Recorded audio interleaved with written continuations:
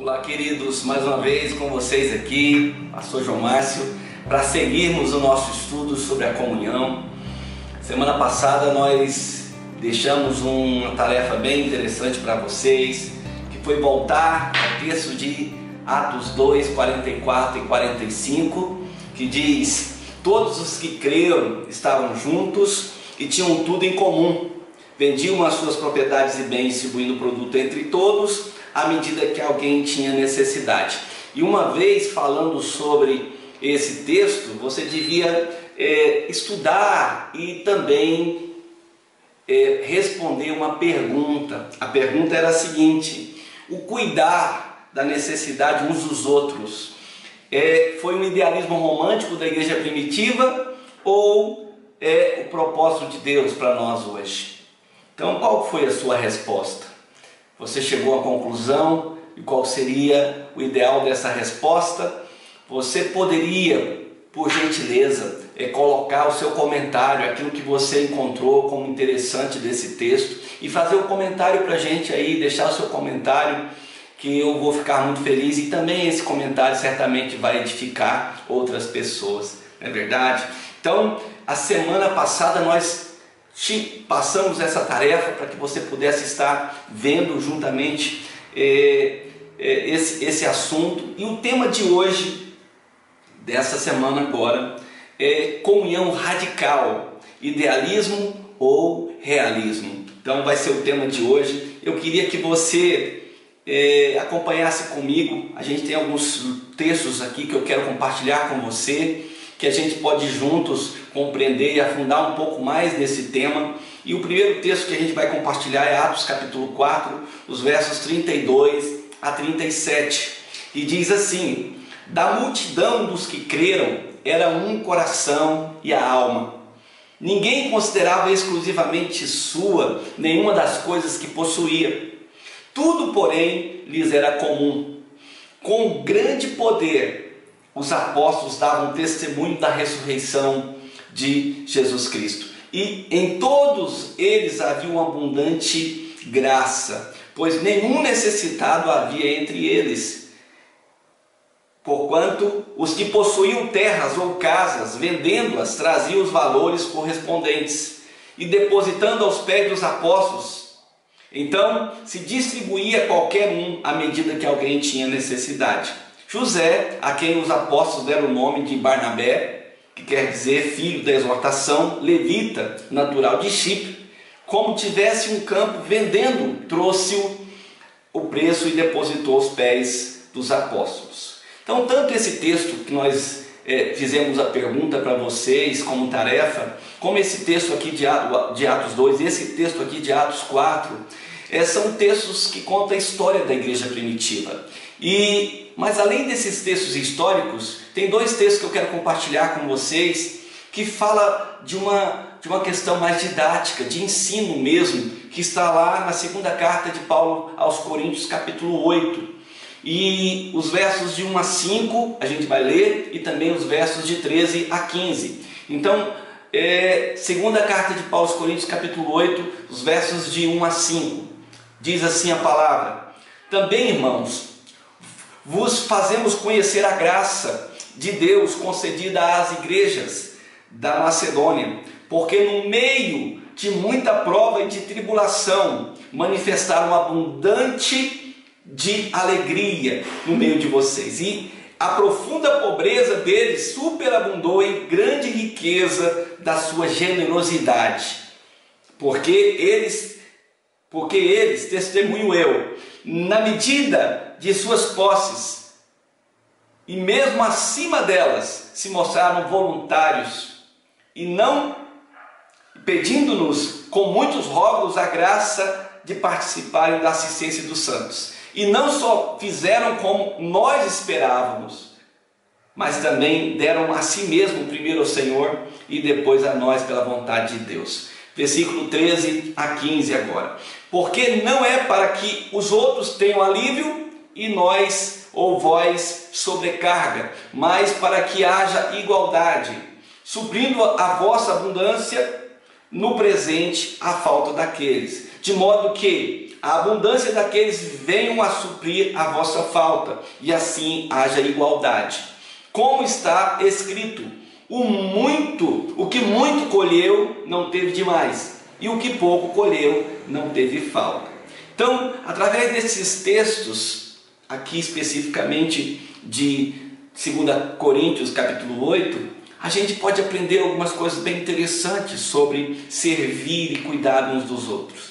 Primeira coisa que a gente pode aprender com esse texto, meus irmãos, é que a gente precisa servir e a gente precisa ajudar as pessoas com muita alegria. Amém? Alegria. Ninguém merece, né, ser servido com cara feia, com cara trancada. Ninguém gosta. Eu não gosto de estar num ambiente onde as pessoas estão fazendo alguma coisa para mim, mas como se não quisesse fazer. Já viu esse ambiente? Então, quando você está num lugar onde as pessoas têm alegria para servir, para se alegrar, para estar junto com a gente, você tem outro ambiente. Então, se eu vou servir, eu preciso servir com alegria. Se eu vou ajudar alguém, eu preciso fazer isso com muita graça, com alegria. Segunda coisa, eu preciso fazer isso e ajudar as pessoas com liberalidade, com vontade mesmo de doar e não com mão amarrada. Tem um texto que aconteceu lá no Velho Testamento, em Êxodo capítulo 36, que era a construção ali do tabernáculo e havia necessidade de trazer coisas para que fizesse a obra. E olha só o que aconteceu. Moisés, Êxodo 36, 2 a 7. Moisés chamou Bezalel e Aioliabe e todo homem hábil em cujo coração o Senhor tinha posto sabedoria, isto é, a todo homem cujo coração impeliu a se chegar à obra para fazê-la. Estes receberam de Moisés todas as ofertas que os filhos de Israel tinham trazido para a obra do santuário, para fazê-la. E ainda cada manhã o povo trazia a Moisés ofertas voluntárias. Então, deixando cada uma a obra que fazia, vieram todos os homens sábios que se ocupavam em toda a obra do santuário e disseram a Moisés: o povo traz muito mais do que é necessário para o serviço da obra que o Senhor ordenou que fizesse. Então ordenou Moisés, e a ordem foi proclamada no arraial, dizendo: nenhum homem ou mulher faça mais obra alguma para a oferta do santuário. Assim o povo foi proibido de trazer mais, porque o material que tinha era suficiente para toda a obra que se devia fazer. Já pensou um negócio desse, querido? Ter que parar, não precisa trazer mais, já encheu, já está muita coisa. Então houve tanta abundância que não tinha mais necessidade. Então eu já vi isso acontecer algumas vezes na igreja, especialmente quando a gente faz alguma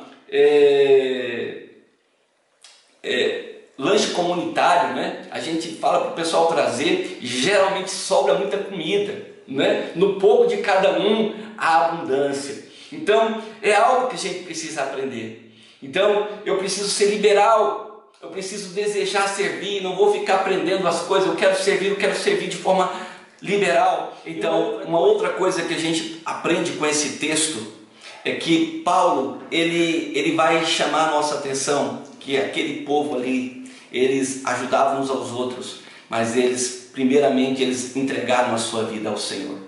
Então, primeiro, antes de você fazer alguma coisa para o Senhor, se entregue a Ele. O Senhor quer você primeiro e depois aquilo que você pode dar, aquilo que você pode fazer, ok? Então, entenda uma outra coisa, que quando você vai fazer alguma coisa para Deus, faça com amor.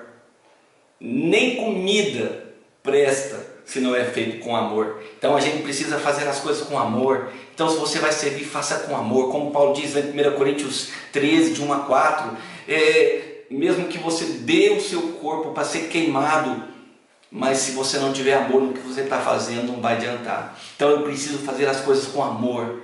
Amém? Servir com amor, abraçar com amor, ajudar as pessoas com amor. Uma outra coisa que eu preciso é combater a desigualdade.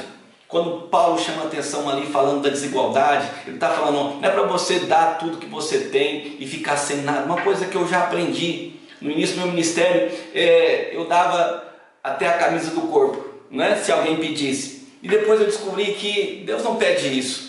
Deus quer que eu faça, que eu sirva, mas eu não preciso dar até aquilo que eu preciso amanhã. Ou seja, se eu tenho 2 quilos de arroz e alguém me pede que ele está com fome, eu vou dar 1 quilo para ele e vou ficar com 1. Amém? Então, o que o Senhor está falando é da igualdade. Então, a gente olhar para a necessidade em nossa volta. E, às vezes eu tenho algo que eu posso dividir, eu posso servir, sem me colocar em dificuldade. Entende? É isso que o texto está chamando a atenção. E por fim, essa ajuda, eu preciso entender que essa ajuda deve ser recíproca. O que é isso, pastor? Eu preciso servir, eu preciso ajudar, mas como a gente aprendeu na lição passada, é uma linha de mão dupla. Então essa ajuda, eu preciso sempre entender que ela é recíproca. Então como ela é recíproca? Eu aprendo muito às vezes na ação social. A ação social ensina muito, né? O Lúcio dá comentários a respeito de pessoas que muitas vezes ajudam, estão sempre ajudando. E agora recente nessa pandemia, essas pessoas estão sendo ajudadas. Elas nem pensavam que elas poderiam ser ajudadas, mas de fato elas estão sendo ajudadas. E estão muito felizes com isso. Por isso que o texto diz, olha, alguém tinha muito e não teve falta, e teve sobra, e outros tiveram falta, mas foram abastecidos por alguém. Então eu posso estar ajudando hoje, mas quem sabe amanhã eu posso ser ajudado, e vice-versa. Essa é a ideia da igreja, não é? É que não podemos ter pessoas profissionais para receber, nem aquela turma que dá e os que recebem, não é? A gente precisa interagir. Pode ser que hoje alguém que está recebendo ajuda, amanhã vai estar ajudando outras pessoas. E é essa a ideia de Deus, não é? É esse o contexto da igreja. Não é que a gente fique apenas eternamente recebendo, em nenhum aspecto, seja de forma material, seja de forma espiritual, né? A palavra de Deus sempre nos chama, ainda mais diz que melhor é aquele que dá, mais bem-aventurado o que dá do que o que recebe. Então, imagina quanto que Deus tem nos dado, como Deus tem feito na nossa vida, como Deus tem abençoado a minha vida, a sua vida, e quanto que Deus tem nos oferecido. Nós somos apenas mordomos nesse mundo, nós fomos colocados aqui, e tudo que temos recebido, querido, é para cuidar e abençoar outras pessoas. Eu mesmo oro ao Senhor sempre e peço, Senhor, não me dê riquezas, eu não quero ser rico, mas eu quero ter o suficiente para mim viver com a minha família e poder ajudar outras pessoas também. Amém? E eu quero deixar uma tarefa para você para a semana que vem, uma tarefa bem prática, ok? Eu quero deixar uma tarefa bem prática para você. Nós estamos falando aqui de necessidades, nós estamos falando aqui de situações que podem acontecer. Então levante a sua cabeça, dê uma volta, dá uma olhada em sua volta e veja se tem alguém precisando, mesmo que não há uma necessidade explícita, mas se coloque na posição de ajudar. Algumas mulheres podem ver algumas pessoas que têm crianças pequenas em casa e se colocar para ajudar, fazer alguma coisa na casa dessa pessoa, de uma senhora idosa, de alguém, né, de servir, de fazer uma comida, de fazer uma compra no supermercado, de fazer alguma coisa para servir. Os homens podem ajudar em casa também, consertar alguma coisa, fazer uma limpeza no quintal, levar alguém em algum lugar, né, como motorista.